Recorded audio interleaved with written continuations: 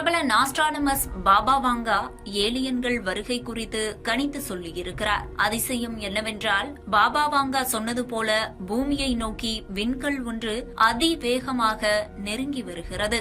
இரட்டை கோபுர தாக்குதல், பராக் ஒபாமா பிரசிடென்ட் ஆனது, 2004 சுனாமி, COVID-19 பெருந்தொற்று உள்ளிட்டவற்றை பல ஆண்டுகளுக்கு முன்பே கணித்து சொன்னவர்தான் பாபா வாங்கா. பல்கேரியாவைச் சேர்ந்த பாபா வாங்கா இது போன்ற நிகழ்ச்சிகளை முன்பே கணித்து சொல்லும் வல்லமை வாய்ந்தவர் என நம்பப்படுகிறது. பெரும்பாலும் இவர் சொன்னவையெல்லாம் நடந்து வருவதால் நாஸ்ட்ராடமஸ், அதாவது வருங்காலத்தை கணிப்பவராக இவர் நம்பப்படுகிறார். இந்த பாபா வாங்கா 1996 ஆண்டிலேயே இறந்துவிட்டார். இருப்பினும் 2025 ஆண்டு மனிதர்கள் வேற்று கிரகவாசிகளுடன் தொடர்பு கொள்வார்கள் என அவர் கணித்ததாக புது தகவல் கிடைத்துள்ளது.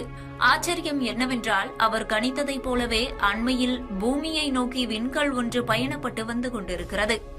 அட்லாஸ் என்ற தொலைநோக்கி மூலம் கண்டறியப்பட்ட இந்த விண்கல்லுக்கு விஞ்ஞானிகள் 3i அட்லாஸ் என்று பெயர் சூட்டியிருந்தனர். வழக்கமான நகர்வுகள் அல்லாமல் மர்மமான முறையில் பயணப்படுவதால் பாபா வாங்கா சொன்னது போல அது ஏலியன்களாக இருக்குமோ என அஞ்சப்படுகிறது. சூரிய மண்டலம் வழியாக மணிக்கு 1,30,000 கிலோமீட்டர் வேகத்தில் பூமியை நோக்கி வருகிறது இந்த விண்கல். கடந்த ஜூலை 1ஆம் தேதி விண்கல்லின் வருகை கண்டுபிடிக்கப்பட்ட நிலையில் ஹார்வர்ட் வானியற்பியலாளர் ஒருவர் விண்கல்லின் வருகை குறித்து தனது கருத்தை தெரிவித்துள்ளார். விண்கல் பயணப்பட்டு வரும் பாதை, அதன் வேகம், மற்ற கோள்களுக்கு அருகில் பயணப்படும் அதன் தன்மை ஆகியவற்றை கொண்டு அவர் இந்த கருத்தை கூறியுள்ளார். அதன்படி ஏலியன்கள் கண்காணிப்பு தொழில்நுட்பத்தை பயன்படுத்துகிறார்களோ என்ற சந்தேகத்தை அவர் எழுப்பியுள்ளார்.